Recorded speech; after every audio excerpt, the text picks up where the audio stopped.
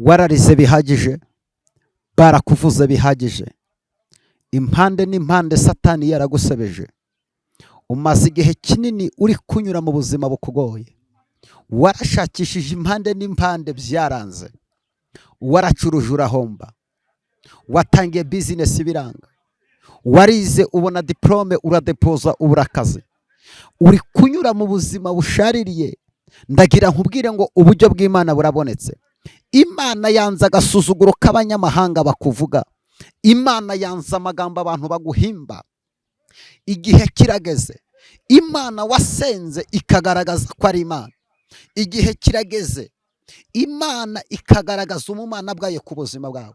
Ndagira nkubwire ngo abantu barakuvuza Imana iraceceka, abantu barakugambanira bagusebya impande n'impande, Imana iraceceka. Ndakwibutsa ko abakumanitseho amatangazo agusebya ni nabo Imana igiye gukoresha bakayamanura, kuko nibo bazi karitsiye bagiye bagukatakatanamo bakuvuga. Ndagira nkwibutsa ko Imana iyo igushize mu ishuri igushakira n'abarimu bazakwigisha. Iyo Imana igushize mu kigeragezo cy'amagambo, Imana igushakira abagore n'abagabo bafite masters mu kubara inkuru. Ndagira nkubwire ngo Imana igiye guhaguruka ku ntebe yayo, izivugane n'umusozi umaranye imyaka myinshi.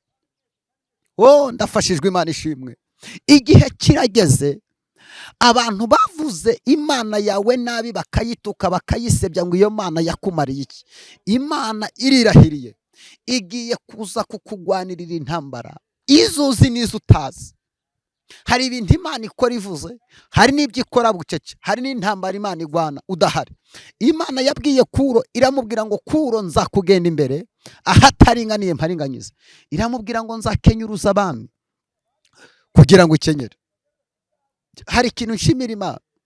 Imana iyo igutuye umutwaro hari undi ugiye kuwikorera. Buri muntu wese witambitse mu buzima bwawe, Imana imusohoremo, Imana iguhuze n'icyo Imana yavuganye nawe. Hari abantu bitambitse mu mugisha wawe.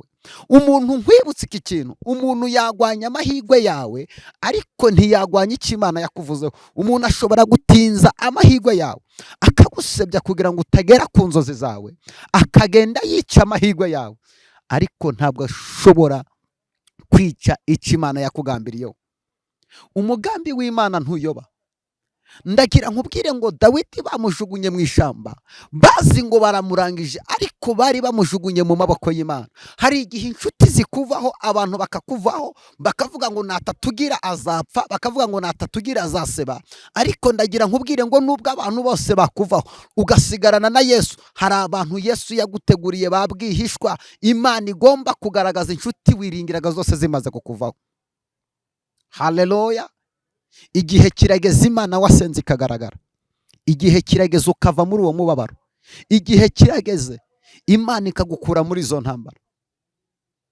Kigeragezo, dore uri kunyura mu kigeragezo, bantu bari kukuvuga uko bashaka, bantu bose bakwanze, isi uri kubona yakubanye ngari, uri mu kazi, akazi bakwishizemo barakwanga. Ariko reka nkubwire ngo hari Imana yiteguye kugutabara. Igihe cy'Imana kirageze, Imana wasenze ikagaragaza umumana bwayo. Ndagira nkubwire ku mugabo witwa Dawidi. Uyu mugabo witwa Dawidi baramwanze, bamujugunya mu ishamba, ariko ukuboko kw'Imana kugendana nawe. Ndashimira Imana ko uyu ukuboko kw'Imana kugendanye nawe.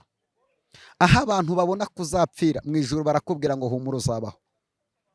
Dawidi ajya kwica Goliyati, yagiye adafite intego yo kwica Goliyati, ariko kubw'ishaka yari afite Imana, Imana ibana nawe. Ndagira nkubwire ngo Imana igiye guhaguruka ikugwanirire nk'uko yagwaniriye Dawidi. Imana igigira inzira zirenga ibihumbi. Aho utabona inzira, aho niho Imana itegereza kugutabara. Kwibutse ko hari amakosa 3 Imana itagikora. Ikosa rya mbere, Imana ntiyagutabara utaraseba. Imana igire kugaseba abantu bakakuvuga, bakaguhimba amazina, bakavuga ibyo bashaka, ukambara umwambaro w'igisebo. Imana yazajya kugutabara ikwambuye wa mwambaro w'igisebo, ikwambitse umwambaro w'icubahiro. Babandi bakuvugirije induru niwo bahindukira bakavuza impundu bitewe naho Imana igukuye. Icya kabiri, Imana ntiyagutabara ibigeragezo bitaranuka. Imana igireka bikanuka, bantu bose bakavuga uko babyumva. umuntu wese akaguteraho komanteri mu kigeragezo bati reka turebe arapfuye aramwaye arasebye, aho niho Imana igaragara. Mwene data unteze amatwi, hari igihe Imana yabanye nawe ugiye kwandagara, hari ibintu Imana yakoze onkire wawe adahari. Haleluya. Iyi Imana igiye kugutabara igasangaho fondasiyo, igira iritura igatangira ibyo bitazagira ababyitirirwa. Hari ibintu Imana ikora kugira ngo byitirirwe yo yonyine. Haleluya. Bitazitirirwa mwene wanyu, bitazitirirwa anko cyangwa tante wawe, bikitirirwa Imana. Subiza amaso inyuma urasanga hari ibintu Imana yakoze imiryango itabirimo. Haleluya. Imana ibikora abantu batabirimo, ibyikorera nk'Imana. Haleluya. Umva wowe undeba ni wowe mvugana nawe. Imana irambiwe agasuzugura abantu bagusuzugura. Haleluya. Inzira ikigeragezo cyanyuzemo kiza mu buzima bwawe, ni nayo nzira Imana igiye kukinyuzamo gisohotse. Abari bategereje ko ugiye kwandagara, abari bategereje ko ugiye kumwara, bagiye gutungurwa n'imigambi w'Imana igufiteho. Ndavugana n'iyo ndwara, iyo kanseri, iyo diyabete, uwo muvuduko w'amaraso, kuva uyu mwanya nuve ku buzima bwawe. Ntabwo uri icumbi ry'uburwayi, ntabwo uri icumbi ry'amadeni, ntabwo uri icumbi ry'umubabaro n'ibibazo. Imana igukuraho agasuzuguro k'abanyamahanga. Imana inyemerere mu bintu Imana yavuganye nawe ibikozemo nka bitatu, nibura bigabanya amagambo abantu bamenye ko wavuganye n'Imana. Haleluya. Imana igukorera igitangaza gicecekesha amagambo y'abantu. Imana igukorera igitangaza cyemeza abantu ko hari Imana wasenze. Imana ikwirukane nk'abarozi bahora baroga umuryango wawe.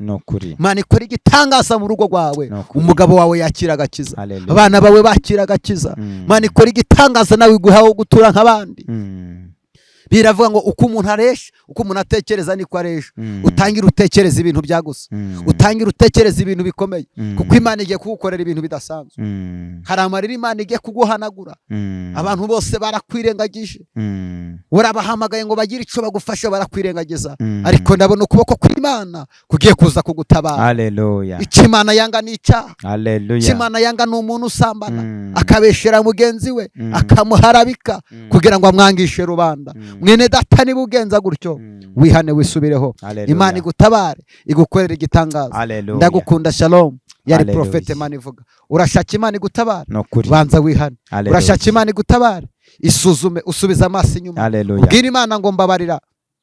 Mwene data reka nkubwire, wikwiringira umubiri. Umubiri n'amazi ameneka ntayo.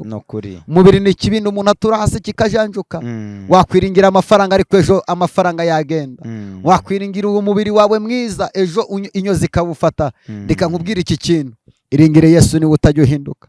Mu ntambara abana nawe, mu madeni abana nawe, mu bupfubyi abana nawe, mu nzara abana nawe. Umugabo yagutaye Yesu akabana nawe, abana bakwanze Yesu akabana nawe, uri mu bukode Yesu akabana nawe. Abantu barahinduka aho bava bakagera, ariko Yesu ntabwo ajya ahinduka.